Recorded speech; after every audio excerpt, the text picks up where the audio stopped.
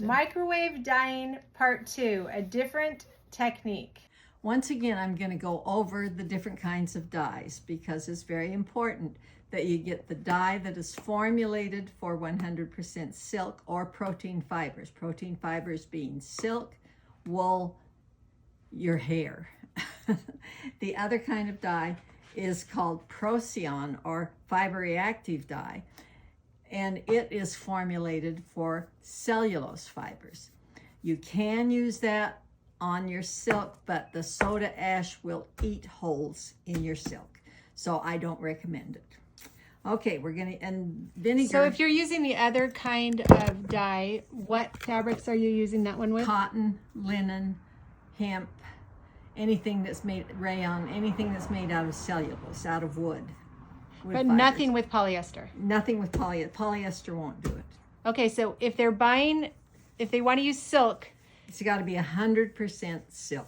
and then you usually use what kind of dye again? Acid dye. Acid It's called dye. acid dye because it's mixed with vinegar is the setting solution. Okay. Okay, so what we're going to do this time is I'm going to leave spaces for painting into it. So I have this long scarf. It's 72 inches long by 14 inches wide. And it's easier for me to tie off the areas while it's still dry. I'm just going to finger pleat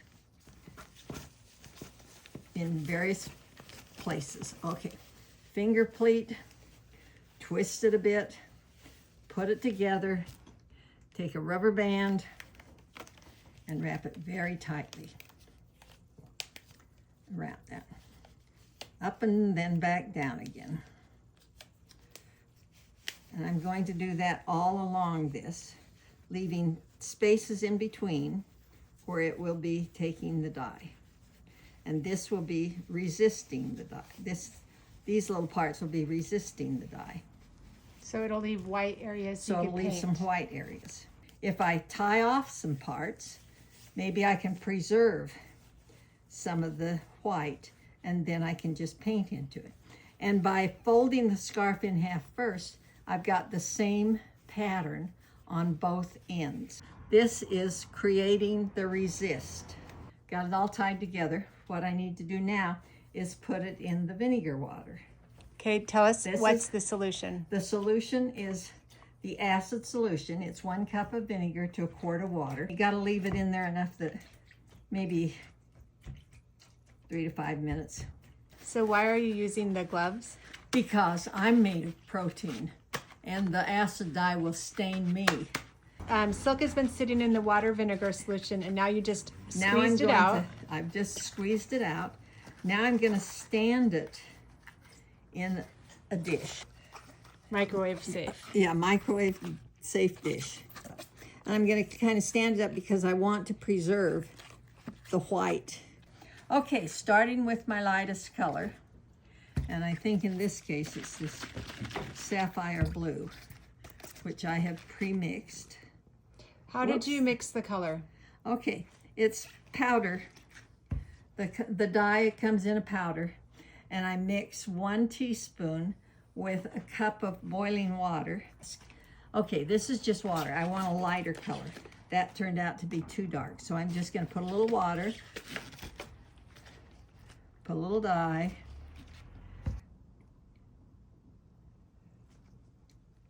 so if you want a light color, add water, put a little dye into it. Okay, this is kind of a turquoisey blue. And you're avoiding the white part sticking up so that you can preserve white to paint on it. I will put a little bit of the color into it. But not a lot. But not a lot. Okay, I want to turn it over a little bit so that I can get both sides of it. Okay. Well, this would be nice to do some tropical fish painted onto it.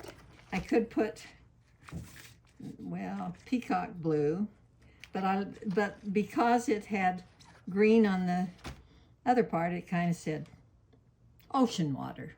Okay. Sometimes what you're working on will speak to you. Now this is the same Ziploc bag that I used on the other one. Okay, I'm gonna zip it shut, except I'm going to leave 2 or 3 inches at one end. Otherwise, when it builds up the steam, the bag will explode. I put it in the Ziploc bag to keep the microwave oven clean and to also build up the steam. It's the heat that is going to set this. Now we're going to go to the microwave oven. Okay, I'm going to go 3 minutes. 3, 0, 0. On high. On high. Start. If your microwave doesn't have a plate that goes around, I stop it every minute and turn it a little bit, turn it a little bit, turn it a little bit. So 3 minutes are up.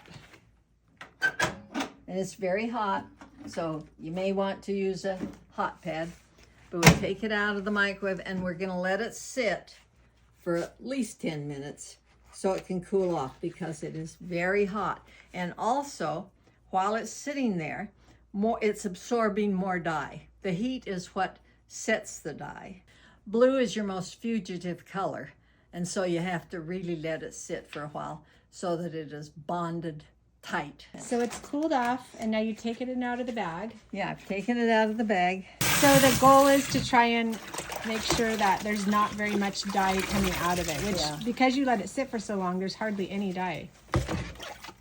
Yeah, it's almost clear. Just rinse this a couple of times. And silk, you want to iron it while it's still damp. But not sopping wet. Not sopping wet. So she's going to kind of speed up the process by taking an old towel and getting extra water out. You want to iron it hot on cotton setting with no steam, so no water in the iron, and the scarf needs to be damp. I took it off the drying rack. It's just a little bit damp, and you put it on top of an older towel just in case any dye gets on it. Ooh, the patterning shows up when you start ironing it. Okay, there it is. Ready for the next step, or you could just go that way. You could just wear it like this. What would you do with it at this point? Okay, at this point, I will then come back in and paint something. Probably fish because of the blue, or I could do birds because the blue sky. But I will decide what kind of a design I want to paint inside. This shirt was done the same way we just showed you, by tying off little parts to leave more of a tie-dyed look. This one, I tied it off, dyed it black, and then came back and over-dyed the red because so the white part was the red. Is what's now red. Okay. This black and white. So you did the same thing. You tied off where the white is. Yes. Dyed the whole thing black, left the white, and then undid it. Came back and dyed the pink. Okay, got it. I did the black and then I did the blue. That one's black and white. Gray. There you go. Or, I mean, I'm sure there's lots of ways to tie it. To do a scarf. It could even be a belt. Yeah. It could be a belt. It can be a scarf. Or even like a head scarf. This is one that I'm working on, and you can see where I've got the dove. The Gouda is on the doves, ready to paint. So you just did really pastels on this one. I wanted it really light and airy. And then the Gouda will stay this gold? Yes. But you'll paint the dove however you want. Paint the dove with some grays and blues, and so it'll stand out a little bit more.